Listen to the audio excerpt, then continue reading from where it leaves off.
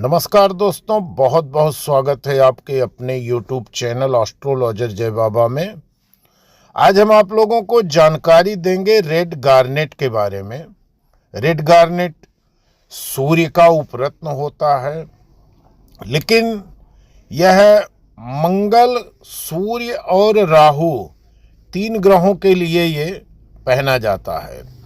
कुछ ऐसी कुंडली होती हैं जैसे सिंह लग्न की कुंडली, कर्क लग्न की कुंडली या मीन, धनु, ऐसी कुंडलियों में गोमेद धारण करने की मनाही होती है। और परिस्थितियां कुछ ऐसी बनी कि यदि मंगल की महादशा में राहु की अंतर्दशा या राहु की महादशा में मंगल या सूर्य की अंतर्दशा चल रही है, तो ऐसे लोगों को गोमेद तो पहनाया नहीं जा सकता है। तो इन लोगों को आप गार्नेट पहना करके और परेशानियों का निवारण कर सकते हैं। ऐसे लोगों के लिए गार्नेट बड़ा शुभ होता है और गार्नेट काफ़ी प्रभावी पत्थर माना गया है। सस्ता होता है, इसे हर कोई धारण कर सकता है।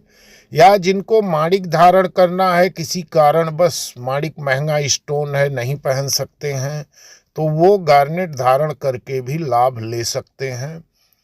तो इसकी धारण विधि क्या है, पहचान क्या है और किन लोगों को धारण करना चाहिए, इस बारे में हम आप लोगों को विस्तार से जानकारी देंगे। इस वीडियो पर अंत तक बने रहना।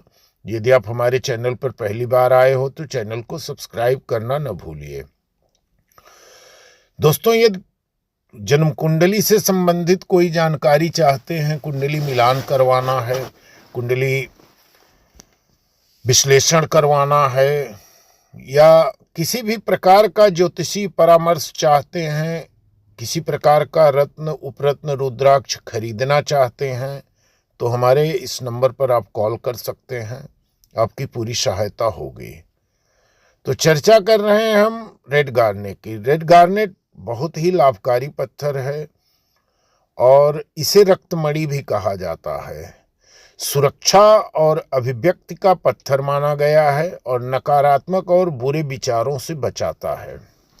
यह रत्न जीवन में कई प्रकार से आपको सफलता दिलाएगा और जीवन शक्ति को बढ़ा देता है।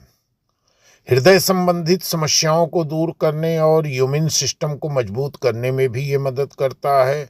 आंखों की रोशनी को बेहतर बनाने में मदद करता है। यह रत्न मानसिक चिंता दूर करने में भी मदद करता है, रिश्तों को मजबूत करता है और बिगड़े रिश्तों को सुधारने में मदद करता है।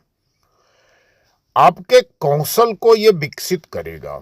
आपके अंदर जो प्रतिभा छुपी हुई है और आप उसका प्रदर्शन नहीं कर पा रहे हैं, या आपको कोई ऐसा मंच नहीं मिल पा रहा है जहां आप प्रदर्शन कर सकें, या आप कोई बहुत अच्छी पढ़ाई करके बेरोजगार बैठे हैं, तो आपको एक बार रेड गार्नेट धारण कर लेना चाहिए और इसका बड़ा अच्छा आपको लाभ जरूर मिल जाएगा। गार्नेट सूर्य का उपरत्न है और माणिक की जगह पहना जाता है और यह सूर्य का सबसे प्रभावशाली उपरत्न माना गया है। हिंदी में याकूब और रक्तमणि के नाम से जाना जाता है। इसका रंग लाल होता है, लेकिन इसे यदि आप सूर्य की रोशनी में या टार्च पर रख करके चेक करेंगे तो इसके अंदर माणिक के जैसा ही कलर मिलेगा। एकदम अनार के दाने का रंग होना चाहिए और इसमें किसी भी प्रकार की दाग धब्बा, खरोंच न रहे तो बढ़िया काम करता है। अक्सर सस्ती घड़ियों में माणिक की जगह पर लाल गार्नेट का ही प्रयोग किया जाता है। तो दोस्तों, इस रत्न को अनामिका अंगुली में तांबे में बनवाकर शुक्ल पक्ष के किसी भी रविवार को 10 बजे से 12 बजे के बीच में धारण करना चाहिए। शुभ मुहूर्त देख करके आप धारण करें और इसे धारण करने से सौभाग्य में वृद्धि, स्वास्थ्य लाभ, मान सम्मान की प्राप्ति होती है। यदि आप किसी यात्रा में जा रहे हैं तो आपको जरूर ये सुरक्षा प्रदान करते रहेगा। मानसिक चिंता दूर होती है, मन में शंका कुशंका भी दूर भगाता है और डरावने सपने नहीं आते हैं। इसके अनेकों फायदे हैं। आपको हर प्रकार के जोखिम से रक्षा करते रहेगा। इसकी बड़ी प्राचीन मान्यता है और यह रत्न खतरों को भांप कर अपना मूल स्वरूप खो देता है। यह गुण माणिक में भी पाया जाता है।